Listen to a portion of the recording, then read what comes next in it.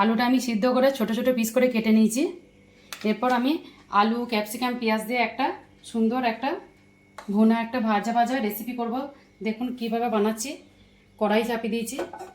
এরপর সামান্য সরষের তেল অ্যাড করছি। যতটা পরিমাণ লাগবে ততটা দেবেন আপনারা।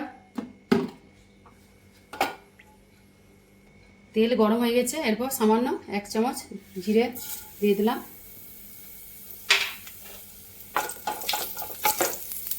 সামান্য একটু হিং দিয়ে দিচ্ছি।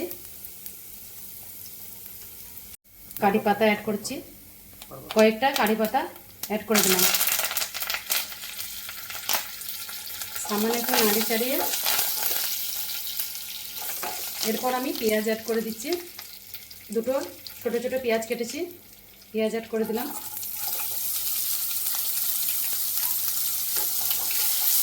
পেঁয়াজটা হালকা করে একটু সটে করছি। এরপর কয়েকটা আমি কাঁচা লঙ্কা অ্যাড করে দিচ্ছি, 5 থেকে 6টা। যতটা আপনারা ঝাল খাবেন সেই পরিমাণ অ্যাড করবেন।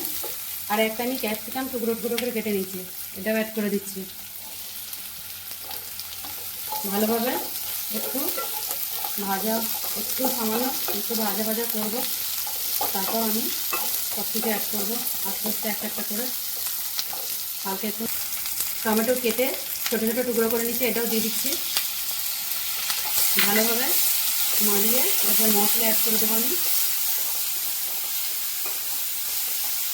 মশলার মধ্যে আছে সামান্য লবণ, 1 চামচ ধনে আর হাফ টিস্পুন জিরে গুঁড়ো, এটাও অ্যাড করে দিচ্ছি।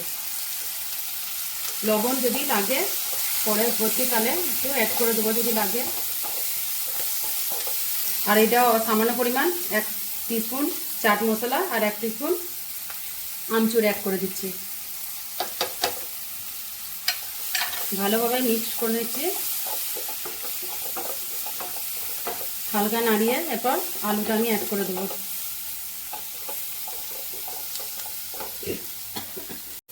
500 গ্রাম আলু আমি সিদ্ধ করে ছোট ছোট টুকরো করে কেটে নিয়েছি। এরপর অ্যাড করে দিচ্ছি আলুটা। ভালোভাবে এরপর মিক্স করে নিচ্ছি মশলার সাথে। এইভাবে একবার আপনারা বানিয়ে দেখবেন কত টেস্টি হয়। সামান্য কিছু ঘরে থাকা উপকরণ দিয়ে আলু ফ্রাই করে ক্যাপসিকাম টমেটো পেঁয়াজ একটু লঙ্কা আর ঘরে থাকা মশলা দিয়ে খুব ভালো একটা আলুর স্পাইসি মশলা তৈরি হয়ে যাবে। ভাত রুটি যে কোনো সব কিছু দিয়ে আপনারা বানিয়ে খেতে পারবেন। 5 মিনিট আমি ঢাকা দিয়ে দিচ্ছি, তারপর হয়ে যাবে কমপ্লিট। এরপর চলুন দেখে নিয়ে যাক আমার কমপ্লিট হয়েছে। আলুটা দেখি একবার কেমন হলো। দেখলেন কত সুন্দর হয়েছে। একবার আমি এইভাবে নাড়িয়ে দিচ্ছি, দেখুন।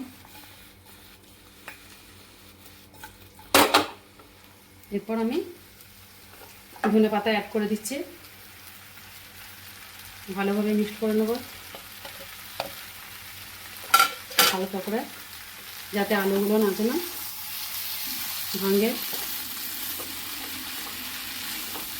আমার এভাবে ক্যাপসিকাম আলু টমেটো ফ্রাই হয়ে গেল। হালকা হালকা করে কিছু ঘরে থাকা উপকরণ মশলা দিয়ে আমার রান্না কমপ্লিট। আমার রান্নাটা যদি ভালো লাগে আমার চ্যানেলটা লাইক কমেন্ট আর আমার চ্যানেলটা সাবস্ক্রাইব করে দেবেন আর আমার পাশে থাকবেন।